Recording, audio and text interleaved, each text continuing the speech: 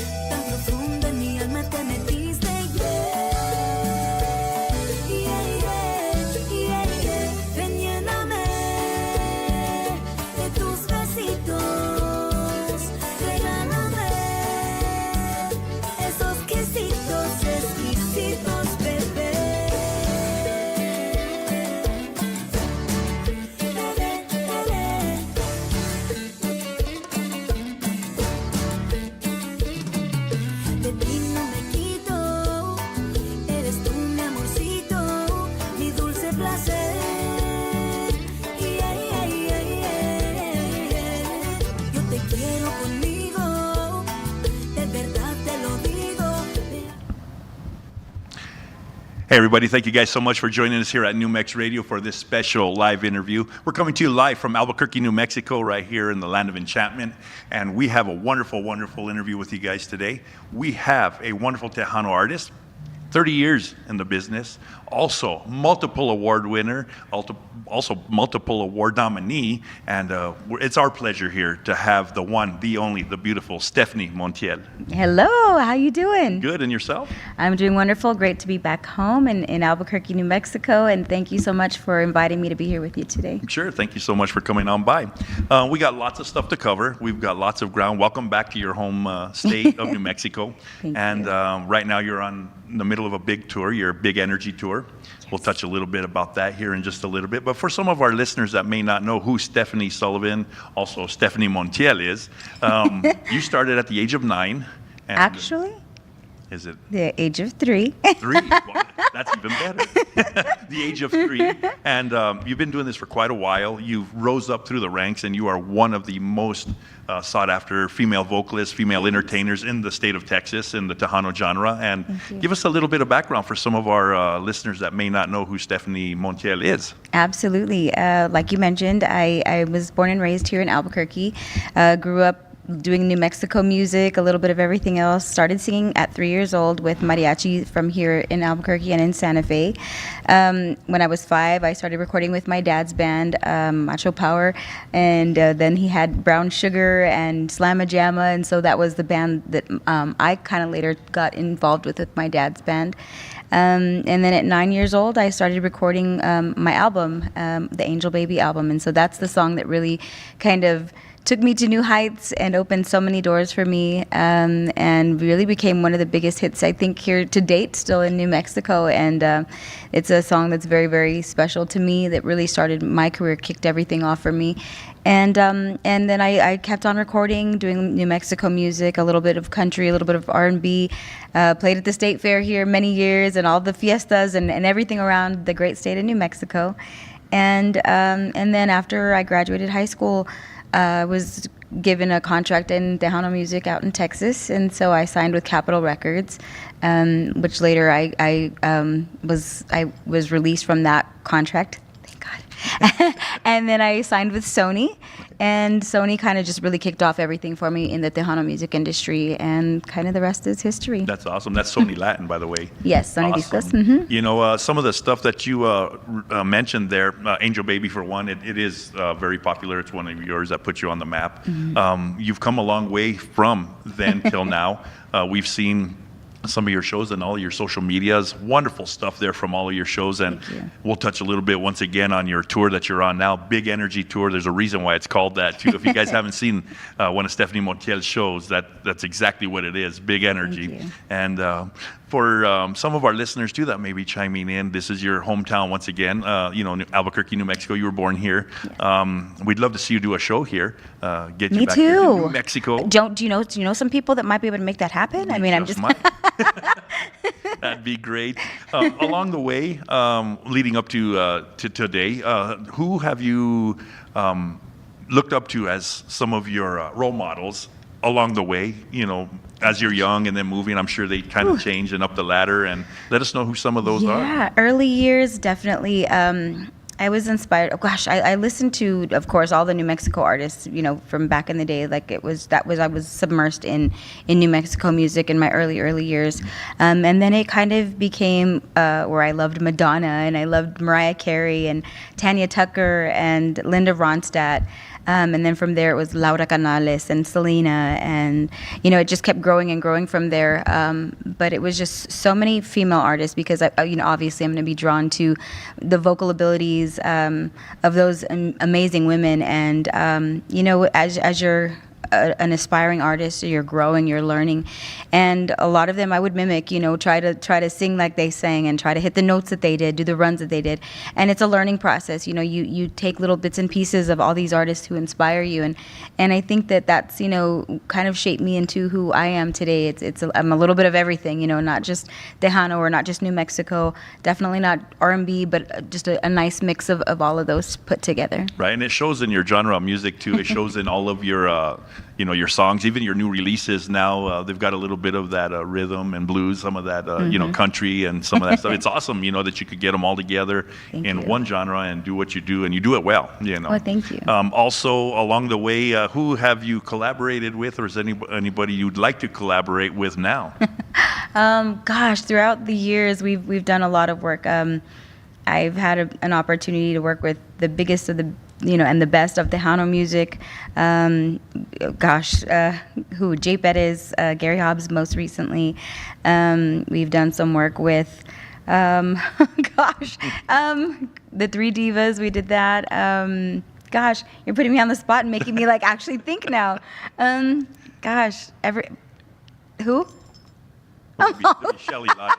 Yes, the Three Divas, Shelly Lares, Deli La Reina. That was a good one. I went back and revisited that. Did Great you? Stuff. That was probably one of the funnest opportunities and just tours, everything. It was just such an incredible opportunity for all three of us. I think it really kind of took us out of our element, and really just opened doors for us, not just in the Tejano world, but also beyond. We were able to travel to the other side of the world, honestly. We went to Japan, to Korea, we went to Guam. And it was just, such an eye-opening experience for us. And had we not come together as a unit, I don't know if we'd ever have done that, So Sure. It was a really cool opportunity for the three of us. That's awesome that you mentioned that also, because some of us don't realize where music takes us in the industry. And just as you mentioned, overseas and stuff like that is probably something you never really, when you start out, you don't really think about that. But the places you've been, where music has taken you, it really opens up your eyes of, what's out there. And you got fans all over the world. That was the some coolest of your thing. memorable places that you've been? Definitely that tour. But what you were mentioning about, having people that know your music, that was, I think, one of the biggest surprises to me is when we did go to Guam and Japan and Korea, and we did do a lot of military bases and things like that, so there were a lot of people from Texas there since we were doing a Tejano music show, but they did know the songs and they were familiar with our music. And it was really cool at the time, because at that time it was, there were no cell phones and there was no internet. I mean, there was internet, but it wasn't like it is today. Yeah, no social so media. they really had to be fans, and Right. so to see that connection even so halfway around the world was just so inspiring to me, and just a huge eye-opener that music really does, there's no boundaries with music, and it was just such a cool experience seeing people sing along with us, and just really appreciating that we were taking this music to them, and it just reminded them of home, because I think you get really homesick when you're that far away, Right. and not able to see your family or talk to them daily, like we are now. Like we have those wonderful things that we can do that now. But it was just such a beautiful experience to see just how much they appreciated it, and it even brought tears to their eyes, which was wow. It's it's amazing. It's amazing what music can do. That's awesome, and what music does to the soul, and for people to, it hits different people different ways. But one thing it is it's definitely a healing for the soul. For Music sure, is a for great sure. outlet for that. Yeah. Is there anybody you've mentored, or anybody that's coming up, behind you, that looks up to you, that you may be coaching, for the future of Tejano music? Well, along the way, I mean, I've always tried to be an open book to anyone who wants to know anything about my journey and how I got here, and what it takes to get here, what it takes to do what we do. I've always had people message me, on Facebook, wanting to know how I did this. How did it happen? What were the first steps? What is my, what would I tell them to do? And it's really a difficult thing, because I think everyone's journey is different. There's no cookie cutter way to make things happen, and sometimes the most different and unique way to make things happen is how you stand out. So, I just give the best advice that I can, but being a mentor is something that I've always wanted to do. I love fashion, I love dance, I love all of that about being on stage. And most recently, Gabriel, most people know my husband Gabriel Zavala, and our daughter, Ilea, her name is Ilea, but she has like a stage name, because my mom always used to call her Lili. And so that was her nickname. So when she decided she was going to become an artist, she says, I want to use the name that my grandma gave me, because she was very, very close to my mom. And so she says, I want to be Lili. And I said, okay, well then can you use the name that I gave you too? Because I would always call her my beauty. And so she's Lili Bea. And so that's her stage name. And so that's who I am currently mentoring right now. We're working a lot with her in the studio on her stage shows. She's getting ready to start kind of launching her own performances. Like right now, she's been playing with us for a couple of years, and she recently picked up timbales. She just decided from one day to the next, she was going to be a timbalera. Wow. And that she is. I mean, she's just like her dad. She picks up instruments like nobody's business, and without training or lessons or anything. And she just, it's just nice that she has that feel. And so rightly so. She grew up on the road with us, learned how to walk on a tour bus. So it's really cool that I get to work with my daughter and just kind of give her those same consejos, I guess you could say. Right. And she's grown up seeing all of it, so it's kind of second nature to her as well. So it's really nice to work with someone who already kind of knows the ropes. She's a very, very driven young woman, and she's done great things just on in her own right, with her dancing and her singing and the things that she's accomplished on her own. She was a dancer since she was really little, and she was on the San Antonio Spurs Silver Dancers dance team, Awesome. the San Antonio Talons dance team as well. So she's no stranger to big crowds and performing and all that good stuff. So Awesome. not much mentoring. She's Right. pretty much does what she does. We'll touch a little bit more on her career here in just a little bit, because she just released a song, and we'll talk about how you and Gabriel kind of, help her, along the way and stuff. We'll touch a little bit more on that.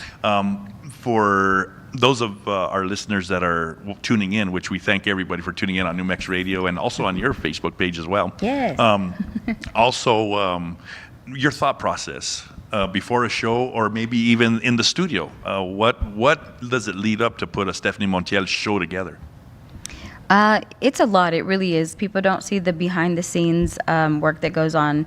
And it's really nice to be able to work with my family because that gives us the opportunity to work whenever we want, morning, noon, night, in the middle. That's when we do our best work. Gabriel says, this is when everyone's asleep, the phone stops ringing, and we have the time and the opportunity to sit and just toss ideas around. And we really do. We kind of all just brainstorm what would be cool, what would we like to see, in other people's shows, or what worked at last week's show, or what didn't work at last week's show.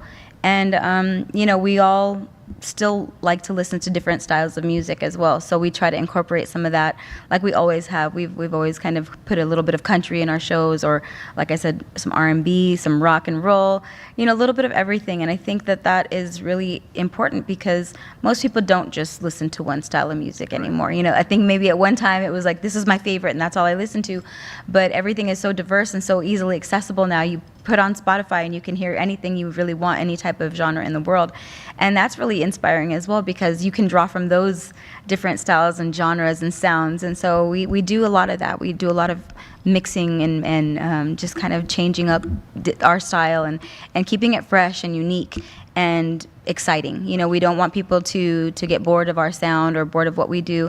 And so we're always trying to come up with something innovative, something that's people haven't heard before. And so that's really it. We talk about, what do we want to talk about? What do people want to hear about? What are people going through?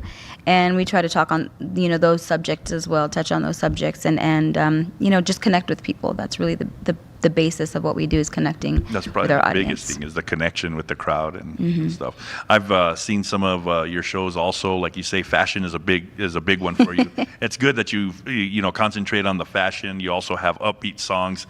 Once again, it goes back to your tour now, the Big Energy tour. It's it seems like it's all kind of connected, which is kind of cool too. And you have family. Once again, it's great to have your family on the road with you.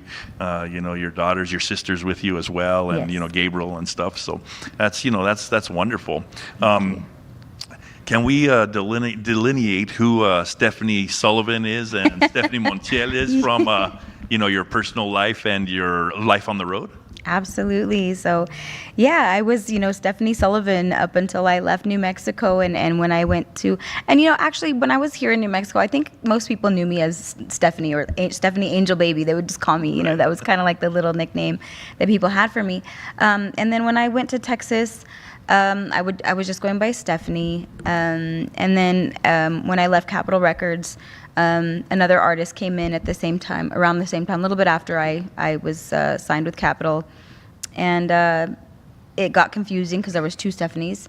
Right. So at that point, when I signed with Sony, they were the ones that wanted me to change my last name, and they actually picked the last name for me. Oh, okay. I didn't have any say in it. All right. But you yeah, know how it came about, or they? I think it was it was inspired by Sarita Montiel, and she was a singer from Mexico. Okay. Very very sought after and just wonderful artist, big time artist, Sarita Montiel. And so we stuck with Montiel, and that's been the name since then. But we have a big it's a joke because Gabriel, my husband, always tells me, "God, how come I have to go out with Stefani Montiel today?" And by that he means in a chongo and sweats or no makeup. So that's Stefani Sullivan. Stefani Montiel is done up and ready to go on stage. And he's like, "Can I go out with Stefani Montiel tonight?" Yeah. Which Stephanie am I going to get? That's pretty funny. We're going to dinner. Yes. Stephanie Sullivan. Right. He's like, that's I need a plan.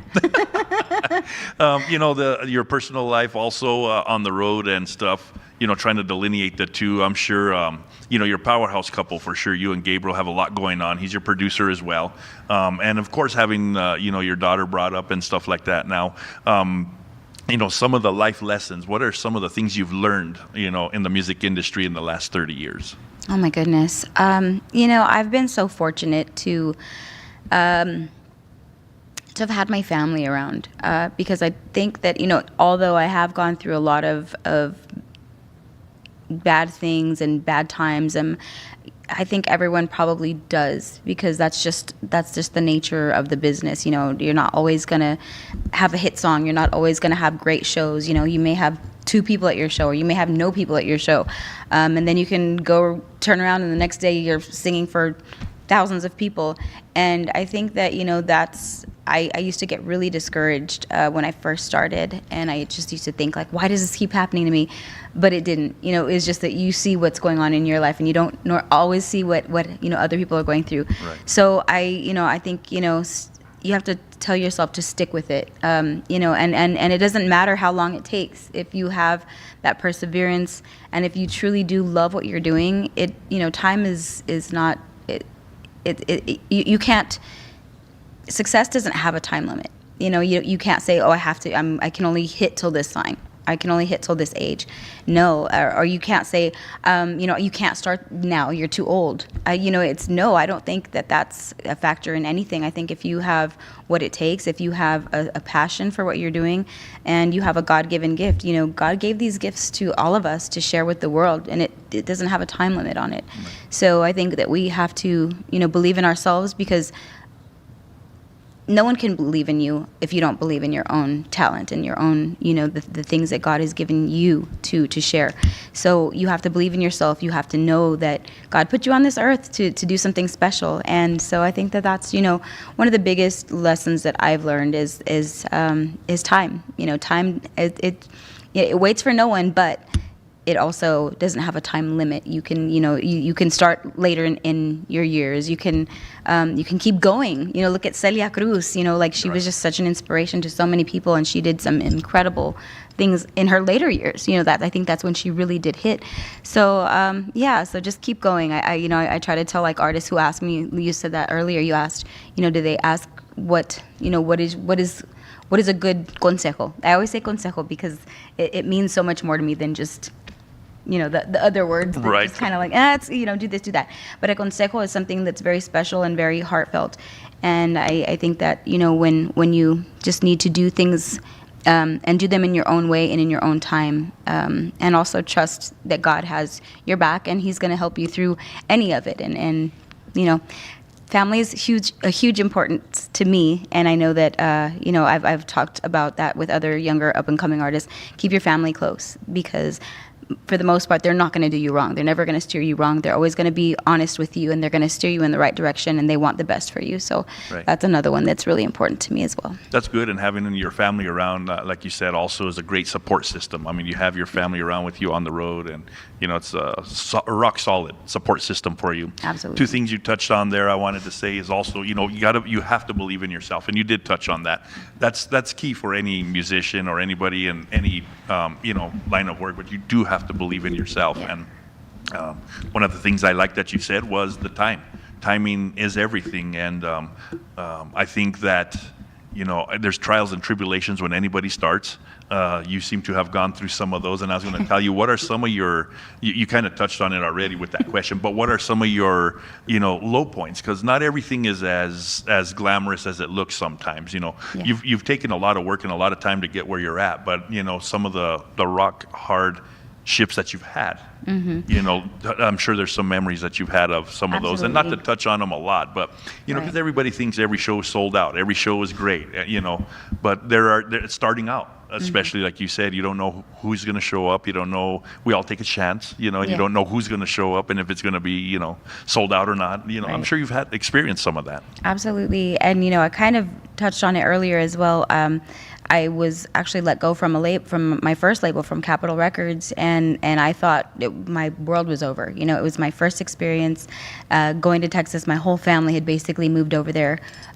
We were all, I have, it was my parents, my two brothers, my sister and I, and we were all living in a one-bedroom apartment. Oh, wow. Because we had our house here, and we didn't have family in San Antonio. We didn't know anyone in San Antonio. And so we kind of just thought, okay, we have to do this. This is the opportunity that we've been working for, as a family, and I've been singing all these years, and now we have this opportunity. So let's go, let's do it. We're diving in. And so we get there, I record, and a year goes by. The songs are doing great. They were called Tú y Nadie Más, Primer Beso, and I get a letter in the mail, and it says that Sony's letting me go, or I'm sorry, not Sony, Capitol right. is letting me go, and it was just kind of like, wow, why are they letting me go? We we have it this year, and we've been doing great. We're playing. We're doing amazing. We're on the charts, and all the stations are playing us. And then we get a call back from Capitol like a week later, and they're like, disregard that. We didn't want to let you go. We want to re-sign you, but we're going to re-sign you now for 7 more years. and it was just kind of like, there's so many highs and lows, but that was probably one of the scariest things, to uproot your whole family and move to a completely different state when you don't have anyone there. Sure. So that was the first one, and then actually like having a band. That's one of the things that a lot of these younger artists, up and coming artists, and I think core artists even to this day still deal with, is keeping musicians. It's always very, very hard to find musicians who fit what you're doing in your band, fit your music, fit your style, and also the lifestyle that you lead on the road, because we are a very family oriented band.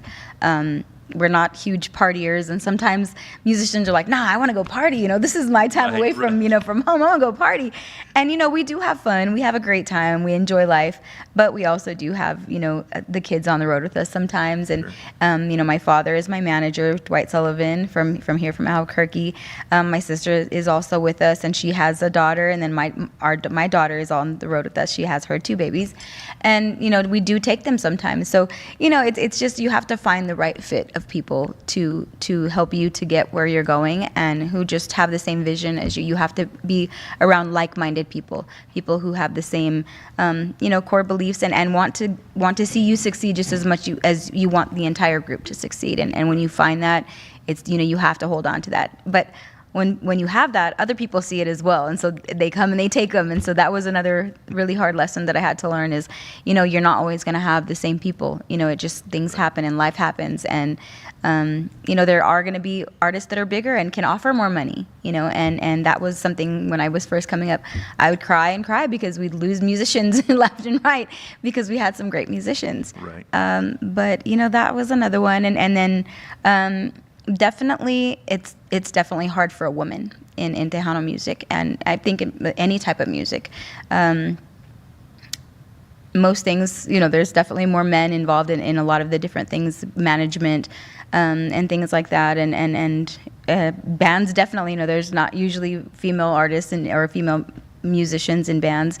So the female aspect of being an artist was always a little bit difficult, and I think had I not had my family around, I definitely, things would have been a little different, because sometimes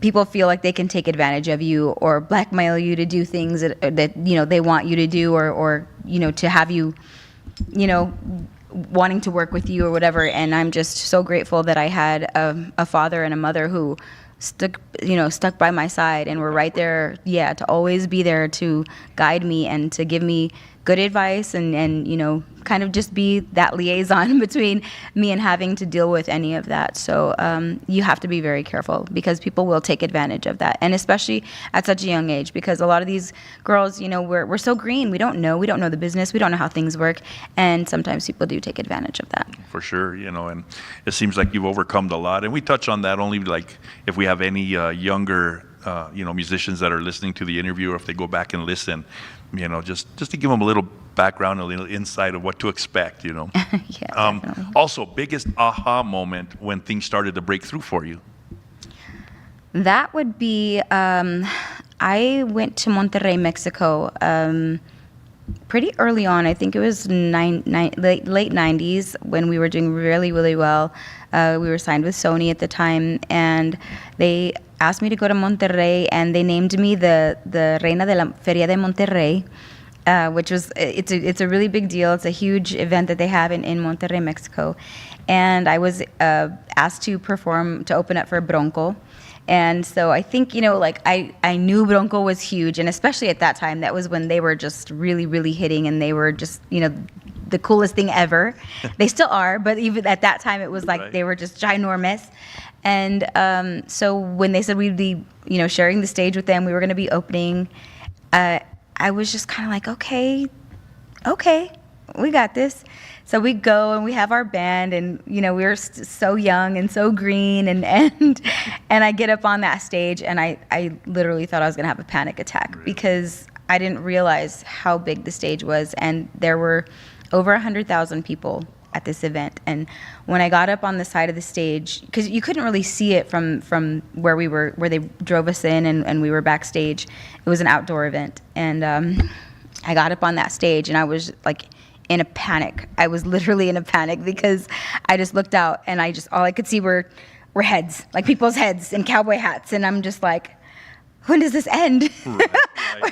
Where do the people end? You know, and it was overwhelming, but it was just such a like, whoa, like, you know, we've done something pretty amazing to even be asked to be on the same stage as Bronco. Sure. So I think that was my biggest aha moment, was when we were on that stage. Awesome, you know, and that's just living that moment through your vision. Just I could see the magnitude of that too, and it's probably pretty intimidating. You got through that and got back to the States, and what happened after that? You got back to Texas and released more albums? Yeah, I mean, that was, you know, in Tejano music, Texas is such a big state that, you know, you can basically tour all of Texas, and you drive nine hours this way and 10 hours that way, and you're still in Texas, and so that really, you know, we play mostly in Texas because Texas is such a big state, but luckily we do have a lot of people that support us in Arizona, and up in the Midwest we go to, you know, to Michigan, to Wisconsin, to Florida. We go out there, and it's been really, really cool. So having those opportunities to go to different states and to actually sing your own music, you know, you're not covering music, or you're not doing a cover band, right, but it's actually your own original music. You know, that's pretty neat when you get to go and share that with people out there who know who you are and who are familiar with your background and all the years that you've been in music. And sometimes they know better than I do. Sometimes I forget. And they're like, yeah, remember you did this and this. And I'm like, oh my gosh, yeah, you're right. You know, and it's amazing to have fans and people like that just really love what you do and are inspired by what, you know, by what we do, you know, and we just do what we do because we love the music. We love performing, and you know, it's really nice that it touches other people's hearts and helps them through hard times and helps them through, you know, things that they go through. And I've had, you know, people send me messages and come up to me after shows and they'll tell me, you know, like, your songs have inspired me and they've helped me to, you know, to get out of a really dark time. And, you know, they've even gone into more detail, and, you know, I don't want to share that because it's very personal, but, you know, some of the things that have been said to me, that my music has brought people through, you know, some of the darkest times in their lives. I mean, that means so much to me, and I don't take that lightly. You know, I'm not saying that I'm here to save anyone or anything like that, but if anything that I can do, and if the music that I sing helps even one person, I mean, I just think that that's an amazing thing, and I'm just so grateful for that opportunity. Awesome. You know, you've helped them through that tough time. Right. You're right. I mean, even if it helps one person, I'm sure it's helped many more than one, but you're right. You've done your job, right? Yes. Talking about being on the road and being international, going to Florida and stuff like that, your first moment where the crowd sang your song back to you. I'm sure you've had one of those, right? Yes, and it's funny. It happens more and more often. We actually just played in Midland, Texas this past weekend, and we recently released our new EP. And when you release a new song or album or EP, you don't really think people are going to know the songs right away, because I honestly still don't know all the words. Truth be told, no. Because as songwriters, we'll come up with, you know, the ideas and we'll come up with, you know, lines that we want to say or lines that we think are important or things that we want to emphasize. And so we'll write the song, and sometimes we'll go back and change those lyrics, and then we'll record them. And sometimes when I'm learning a song, Gabriel will have me go into the studio and we'll record those lyrics, even if they're not correct or if they're not going to stay those lyrics. But I get used to singing them that way. Right. And then so when we change the lyrics, we go back in and then I have to re-record them and relearn them. And then sometimes there's a third time that we go back in and change the lyrics again. Well, that kind of happened on this EP. Okay. And so this past weekend, we played in Midland. And one of the songs is called La Misma Cama. And this song was just a song that really touched my heart. I just loved it. When I heard it, I knew, I was like, this song has to be mine. It was made for me. And so we start the song in Midland, and I'm singing, and I'm still a little unsure of the lyrics. and I kind of start singing a little bit wrong, and the audience starts singing it for me, and I'm like, y'all are the best. Thank you so much, wrapping my back. But it's really cool, even when it's not the biggest venue, but you still have people out there that are singing those lyrics with you, and that it's connecting with them. And again, that's like one of the biggest things for me, is when it connects with people, and when they feel those lyrics, or when they've been through that and they feel so compelled to sing along with you because in their heart they've been through that. Right. So that means a lot to me too. Wow, that's awesome. Great story also as well.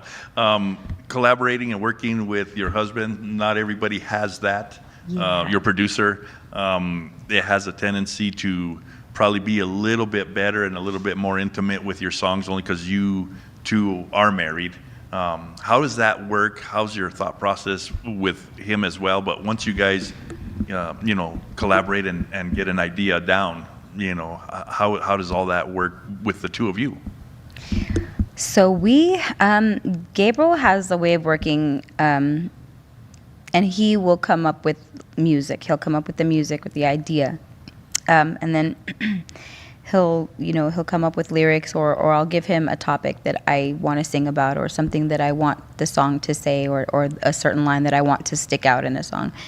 And he really doesn't write lyrics first. He'll do music, or he'll come up with the melody, and then from there we kind of work it. And he's just so quick. I'm not the best songwriter. I don't feel real comfortable writing, and I've gotten better, throughout the years, because he kind of guides me a lot, and he's very, very he's so easy to work with. He really is. He's very patient, and he listens, and I think that's why when he works with different artists, they all have hit songs, because he really listens to what the messages that they want to come across, what they want to talk about, what where they are in their career or in their life.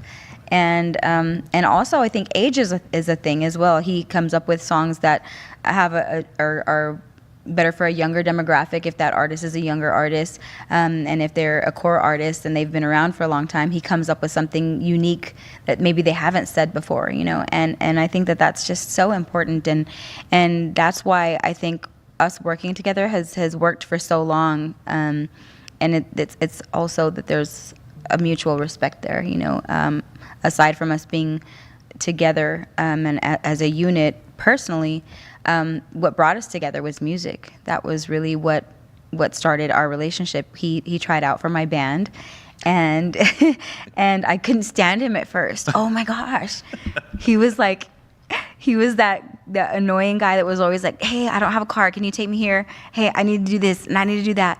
And so I would have to go pick him up for practice, and then I'd have to go take him home after practice, and I was like, God, this guy. But then after I got to know him and talk to him, I mean, he's an amazing conversationalist, and he speaks from the heart, and he's very genuine and honest. And I think that's really what drew me to him. It wasn't the music. It wasn't that he could play every instrument in the world that I didn't even know about at the time. I knew he could play guitar and drums and keyboards, but it turns out he can play mandolin and trumpet and everything, just everything.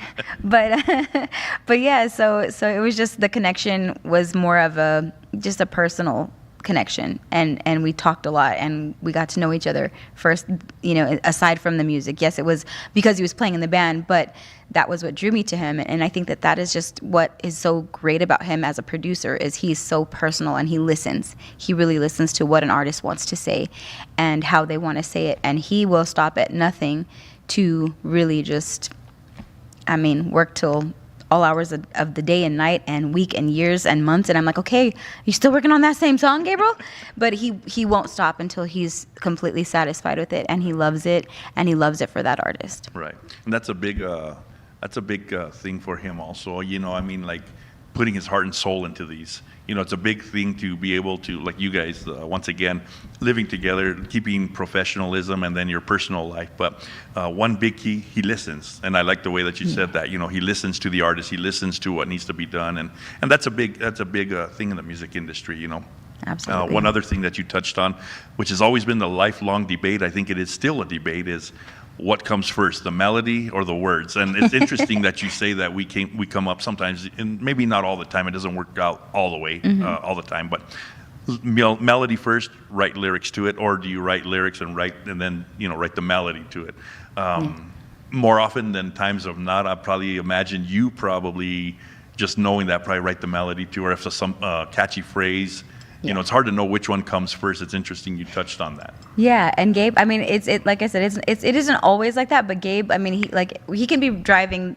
He also drives our RV for us. So he'll be driving and he'll be like, I hear him, and he gets his phone out. And he's like, He's like, they're singing, songs, and he has all these different songs. And sometimes like he'll come up with the melody, the lyrics, everything all at once, and it's crazy because, being that he's a multi-instrumentalist, he'll be like doing the little background things and doing like the drum beats and like the guitar licks, and I'm like, he can already hear he hears it all.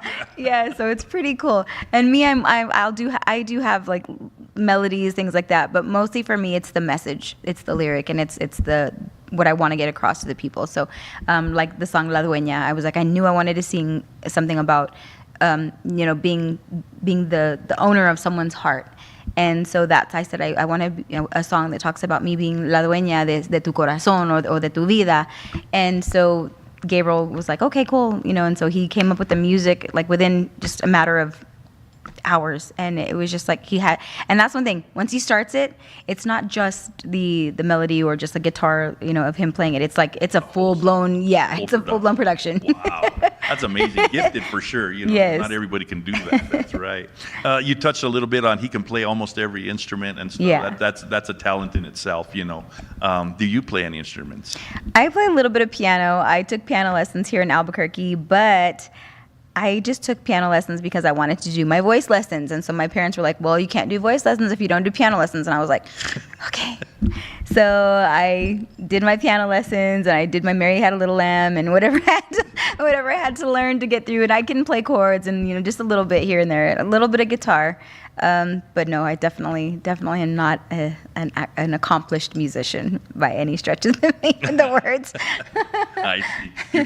You're just a wonderful vocalist, right? I try. That's a talent in itself, believe me. And once again, we'll touch a little bit on your awards there. Female Vocalist of the Year several times, and Entertainer of the Year. Those are big, accomplishments for someone such as yourself. And thank you. Congratulations for that. Thank you.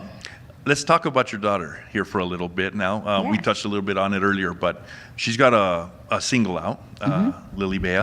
Yes. Let's see how, where do you see her here in say 10 years? She's starting her career. She's a dancer. She's a percussionist. She plays in your band. And we talked a little bit before we started the live, because I was going to ask you, how did she get started and interested in music? And you kind of touched a little bit on that. You were in the studio and she just asked you. Yeah, and I met, I said she's grown up around music like her entire life. Again, my parents moved from Albuquerque with us to Texas. We had a tour bus, and so being that my mom was able to travel with us, we were able to take my kids on the road. So I have Ilea and then my son Jalen. And of course Gabriel and I were there, and my father was our manager. He drove the bus for us, and so both of my kids literally grew up on the road. I mean, we were traveling and playing every weekend, sometimes Thursday through Sunday, and so they grew up listening to Tejano music and being basically immersed in it. So from a very early age, Ilea saw everything that we put into what we do for a stage show. And at the time, I probably had like 6 dancers that were dancing with us, and she would go to the practices with us. She would be there while we were doing the rehearsals and while we were getting our stage shows together. And she'd go and she'd put her little bustier on, and she'd be there shaking it and trying to do what the dancers were doing. And so we knew that from a very early age she loved that, and she excelled at it. So we put her in dance, and she excelled in all her dance classes. Moving on to high school, she was always, she just did very, very well, excelled in all of her dance, the choreography, and they'd always have her in the front, and they call it the point, so they'd always have her right in front because she catches on super quickly, and she retains all of the information, the formations, the dance moves, everything, the facial expressions. And And then from high school, she went to the San Antonio Talons, like she was still in high school, and she was dancing for the professional semi-pro football team in San Antonio. Right when she graduated, she auditioned for the San Antonio Spurs Silver Dancers, and she made that team, and she's the first ever, I guess, still in high school, and the youngest silver dancer to have ever made the team. Awesome. They don't have the silver dancers anymore, but she was with them for I believe it was 3 seasons. I'm not sure. I forget. But it was a great time because we got to go out to all the Spurs games and see her dance and perform for all those thousands of people in the big arenas there in San Antonio. And then she started singing with a band out of Dallas, and she initially started dancing with them. They needed dancers, and so she was like, okay, I think I'm going to do this. This is, just something fun and, something kind of out of my, I don't normally do this, but I think I want to do this. And so she did that. And one day one of their vocalists didn't show up, and so they asked her, can you fill in? Can you even sing? And she was like, yeah, I think I can sing. And so she already knew the show, she knew the dance moves, she knew the songs, and they were like, okay, you're not dancing anymore, you're just going to be one of the singers. So from that point on, she became one of the lead singers for the group, and she traveled with them for a few years out of Dallas, and they performed for huge events all around the United States, and mostly it was cover music, but they were like a party band. And the thing that got me was she was like, okay, you guys need to come see us, we're really good, I promise we're good. And so Gabriel and I drove her out to I think it was Destin, Florida, and she was performing with the band there, and it was some big convention, I'm not exactly sure what it was for, but they performed for 4 hours straight. Wow. No breaks, no in between, no get off the stage. 4 hours straight, and this girl's in her like platform heels that are like this high, jumping around, spinning, kicking, and singing "Sweet Child of Mine" at the top of her lungs. And I'm like, what is up with this sweet child of mine? Right. I had never really seen that side of her because I hadn't seen her perform like that, and I was just like, wow. I mean, she's amazing and in tune, on key, totally on point with her looks, her dance moves, everything. And it was just like, okay, this is what I've been waiting for, because I always knew she had it in her. And Gabriel was like, we're not going to push her into it. We don't want to push her into it, because if it's not something that she wants to do, right. It's right. just why do it? So he's like, she has to decide. And so when she decided, it was like, okay, let's run with this now. But she still wasn't singing Spanish music, and that's, kind of something that, of course, as a parent, like I wanted her to be involved in what we do as well. And so we happened to be recording an album like right around that time. And when she walked into the studio, she was like, hey, what song is this? And I'm like, oh, it's called Volverás. And she's like, you think you guys can make it into a duet so I could record it with you? And I'm like sitting there like hitting Gabriel. I'm like, she wants to record. Yeah. And so it was super exciting. Yeah. So after that, it was like everything just kind of started rolling. And then now, yes, she has her new single, Si Antes Te Hubiera Conocido. It is a cover song of Karol G, because she loves Karol G. And, I think it's important. Some people say, oh, you shouldn't do covers or whatever. But Celos is one of my hugest songs. Angel Baby was one of my biggest songs, and they're both covers. And, that's something that I think, sometimes people concentrate too much on what is, a cover, or what you should or shouldn't be doing, right. or that it needs to be a song that is something that you've written. But when you're an up-and-coming artist, and when you're just getting your feet wet, sometimes it's easier to kind of just come in with something that people may recognize, right. and just show that you can sing, that you do have the talent. And so it was nice, because she connected with that song for whatever reason. She enjoyed that song, and it's been doing amazing for her. And so now that kind of was just the platform for her that she needed. It was that springboard that she needed. And so now she has that confidence, and her and Gabriel have been working on a new single, so that one's coming out really soon, and the video as well. So we're the covers thing, and I think it's very important, just like you said, for new artists, or maybe up and coming artists, to there's nothing wrong with doing covers, and sometimes some of the best covers have made it better than the original songs. I don't see it as being a bad thing, but everybody has to start somewhere, and I think almost everybody in the music genre has done covers. Absolutely. And it's interesting to see artists as they evolve, where they end up, doing songwriting and their own songs, and eventually dropping covers and such as yourself and stuff. It's awesome to see that transition, because it's one of those things where you're confident now and stuff, and you've got a lot of years in it. So once again, congratulations, and now Lily Bea's on her way. And yes, thank you. Awesome. Now we're just waiting on my son. We're like, okay, Jalen, because our son Jalen can sing as well. He plays guitar, he plays keyboards, he sings, he writes, and he has truly like one of the most beautiful voices I've ever heard. And he hasn't gotten to that point yet where he wants to. He's talked about it. He's heard some of Gabriel's songs, and he's like, I like this song. I think this song would fit me. But he hasn't leaped yet. So we're just waiting. We're waiting. He'll get there. I hope so. He'll get there, especially with a couple like you and then his sister doing it. It's inevitable. Right. We have to. Once again, you're on your big tour right now. You are on the Big Energy Tour. You're probably, I think, about halfway through that tour right now. Where have you been so far on that tour? Mostly Texas. We've been all over Texas. We're getting ready to go to Arizona. Also, next week, we're going to Colorado. And we have just been, it's just been nonstop. We got a little bit of a late start this year with a lot of things that we were doing personally, and with the recordings and the things that we were doing. We were trying to make sure we had this EP out this year. So we released the Seguire album EP. And but yes, the Big Energy Tour has been doing great for us.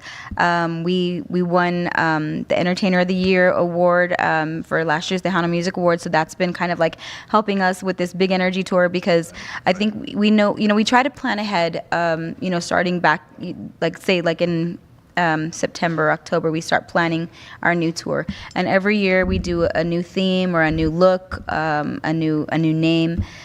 So we have the Big Energy Tour, like you mentioned. Last year, we had the Studio 2024 tour, which is kind of like Studio 54, so it was like a disco theme. Gotcha.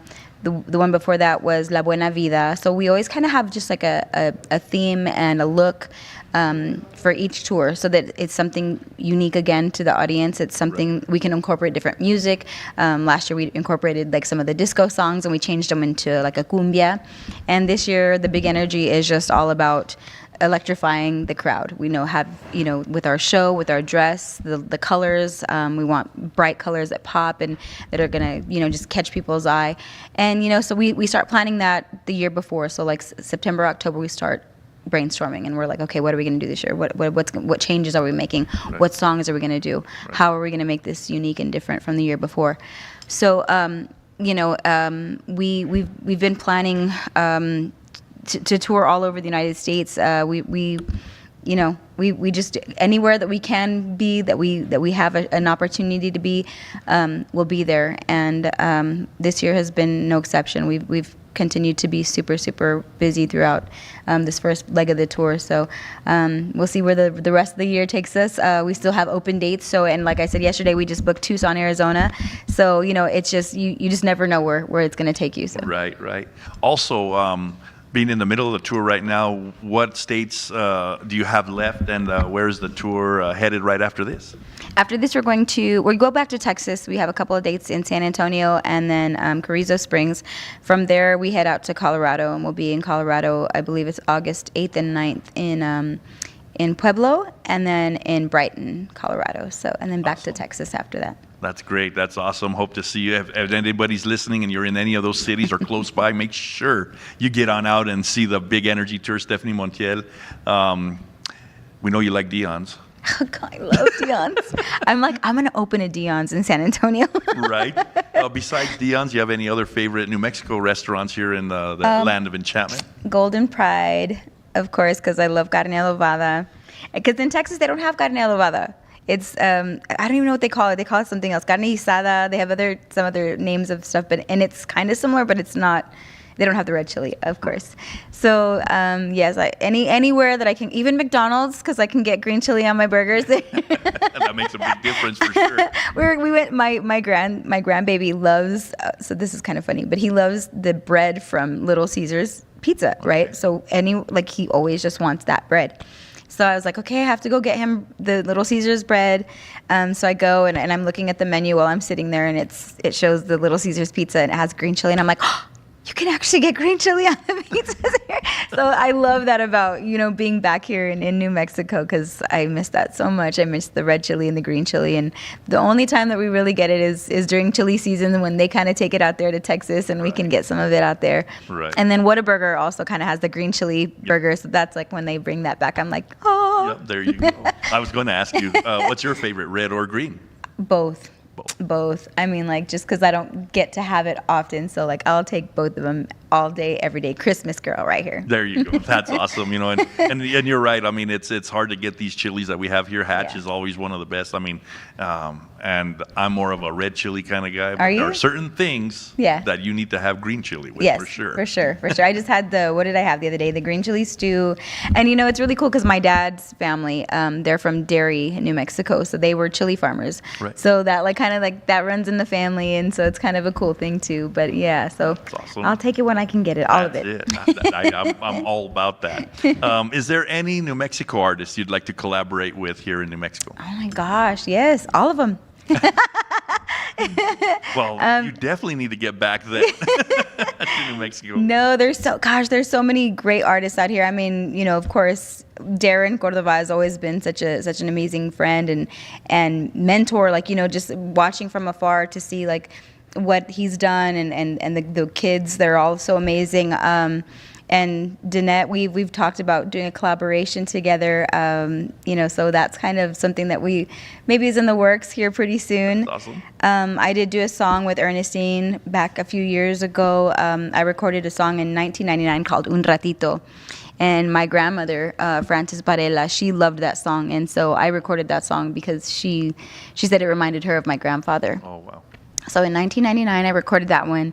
And then Ernestine recorded it a few years later, and she asked me to sing it with her when she recorded it. So we did that one together. But, I wish I would be able to do more of that, more collaborations, because there's some great artists out here, always have been.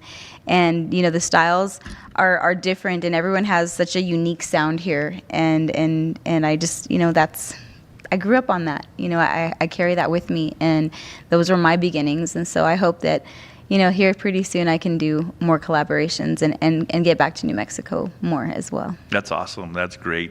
One other question for you. Where do you see Stefani Montiel in 10 years or 15 years from now?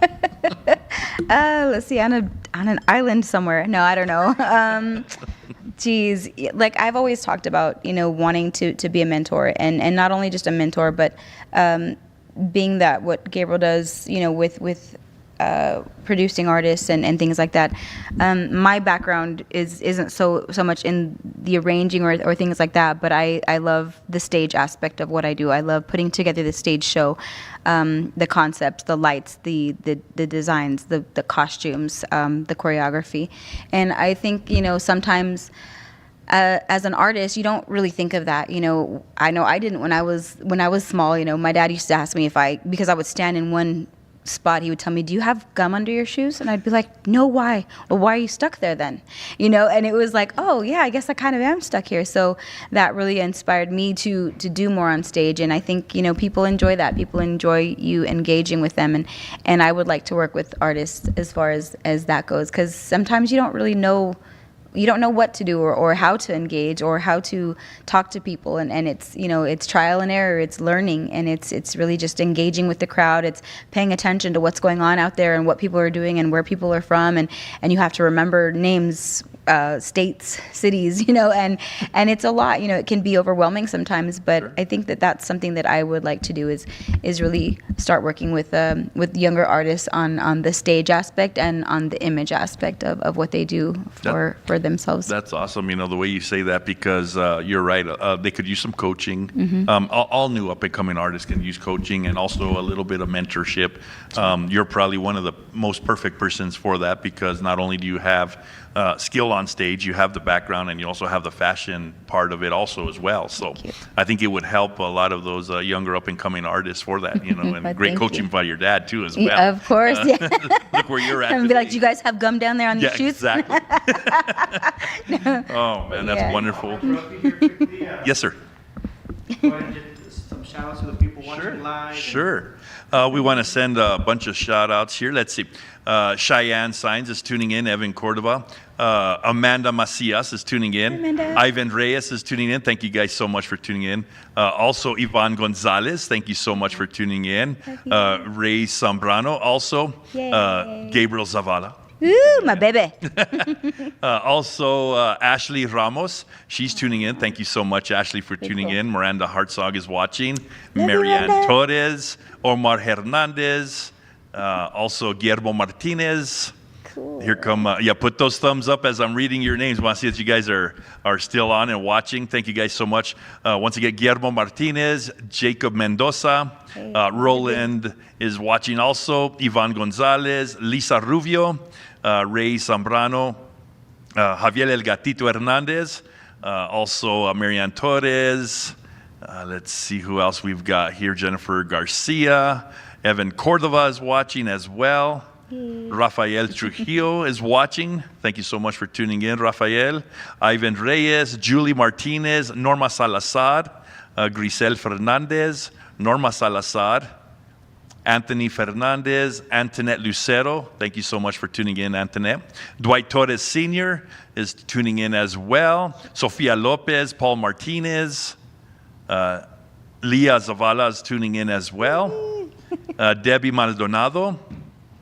Johnny Meadows is tuning in as well. Man, we've got a lot of people watching. Sabrina Garcia. That's awesome. I'm glad for all the support. And there we are. Oh, Patrick Cordova just tuned in. Thank you so much, Patrick. Dwight Torres says he's watching from 540 KNMX Las Vegas in radio in Las Vegas, New Mexico. And thank you guys so much, all of you, for tuning in for our live here on New Mex Radio. Wonderful interview with, once again, Stefani Montiel. We want to thank you, Stephanie, for taking time out of your busy schedule for being with us here at New Mex Radio. And do you have any closing thoughts, anything you want to leave our listeners with? And Oh gosh, I'm just very thankful to be here today. We hadn't planned this trip to New Mexico. We were playing in Midland, Texas, and my tia, I have to send a shout out to her, Eva Miranda. She's not feeling too good, so we figured, well, we don't get to come to New Mexico that often, and we were in Midland, and it was sort of like a last minute thought, and so we thought, okay, well, let's go to New Mexico. Let's just go. We have we have a week off. I was gonna say a couple days. We have a week off, which is nice because we were able to come and be with her and spend a little bit of time with our family. So although the circumstances aren't great for us to be here, we're still very, very grateful to be able to come here and see our family, and thank you so much for accommodating us and for asking us to come today and be part of this wonderful opportunity to reach my people here in New Mexico. We don't get over here very often, so it's really, really nice to be able to connect with you all, to get to reminisce about my beginnings in music, period, because that all began here in Albuquerque, and I'm so grateful for the opportunity that I've had, to sing music, to grow up singing the songs that I loved, and Flor de las Flores, and El Gancho, and Las Gaviotas, and all the songs that I grew up listening to, and I come here and I hear them on the radio, and it's so exciting to me to relive those dreams. It's so nostalgic, and I just feel so happy to be here. And I just want to say thank you to all of you who made this possible today. Thank you to everyone out here who's listening in and watching. Your support is everything to me, and I've always said this. That's why we wrote the song Nada. Is I wouldn't be anything without every single one of you, and I constantly say that, but I mean it from the bottom of my heart, because it's a tough business, and you have people coming in every single day, new people coming in and wanting to be part of an industry and make their mark, and to be able to have done this for over 30 years now is amazing to me. When I say it, it's still unbelievable, but I'm very, very grateful and so thankful for all the support, and I say it over and over because it really does mean everything to me, because it's not easy being out here. It's not easy trailblazing. It's not easy making something out of nothing and trying to do something different. You can be a cover band and you can sing the same songs week after week, but it's something totally different to make something your own, even if it is a cover song. To make that your own, to make it something that people haven't heard before, and to put your own spin on things. So I encourage all the young artists out there to, even if you're doing cover songs, make it yours, make it unique, and make it unique to you and what inspired you from that song. But again, thank you so much to everyone for the opportunity to be out here after all these years singing music, and thank you to all of our people here in New Mexico who supported me through my Angel Baby days and my Las Gaviotas days and my Jambalaya days and all those songs I used to sing back then. And to everyone who's booked us, we can't wait to see you guys on the road. And yes, we'll be back in Texas soon. New music coming from Lily Bea, new music coming from Stefani Montiel, new music coming from Gabriel Zavala, and maybe even Sasha. You guys got to get my sister on board, because everyone keeps asking for Sasha to do a song. So You guys message Sasha for me, please, and just tell her that y'all want to hear a song from her, so she doesn't think it's only her big sister that's saying that, okay? Right. Awesome stuff, man. Heartfelt words there from you, Stephanie, man. Wonderful time for spending time with us so much, Vito. here at New Mex Radio. Absolutely. Man, wonderful stuff. You guys heard it here, New Mex Radio. Stefani Montiel coming to you live from Albuquerque, New Mexico. Thank you so much. We do have some big shout outs to send before we go off the air. Big shout out to Darren, Lee, and Carla for letting us use their wonderful home here and hosting us today. Gorgeous. Big shout out to Razor Sharp Productions, New Mex Radio, Ruben Hernandez, El Gatito Hernandez, Omar Hernandez as well. Also, thanks for Miranda Hartzog being here also for putting this together and getting you here. My girl. Wonderful stuff. Thank you guys so much. We can't do this without our listeners and our big fan base out there as well. So for all of you that chime into New Mex Radio, we thank you so much. Please stay safe, be kind to one another, and we will see you on the next one. Thank you guys so much.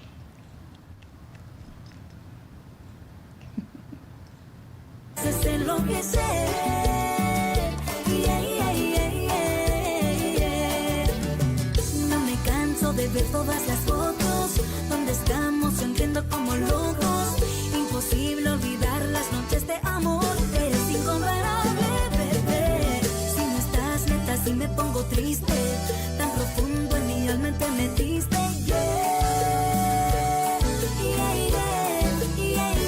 Ven, lléname de tus besitos. Regálame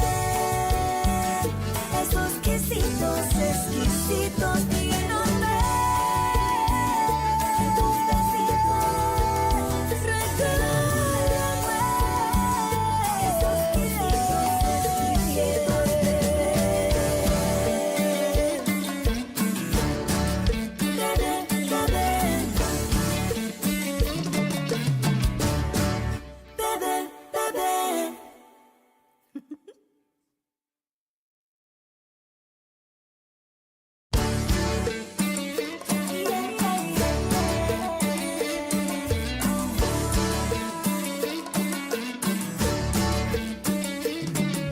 De ti no me quito, eres tú mi amorcito, mi dulce placer.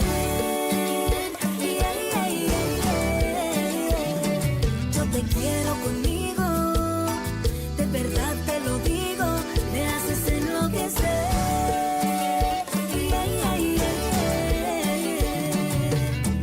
No me canso de ver todas las